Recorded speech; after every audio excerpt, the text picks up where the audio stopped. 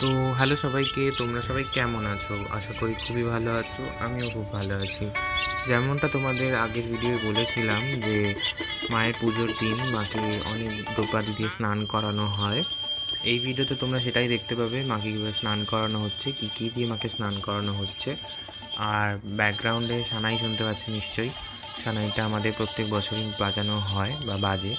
যাই হোক, তো দেখতে থাকো। ভিডিওটা কেমন লাগলো অবশ্যই কমেন্ট সেকশনে জানিও। তার সাথে একটা লাইক আর সাবস্ক্রাইব করে দিও চ্যানেলটাকে। Thank you.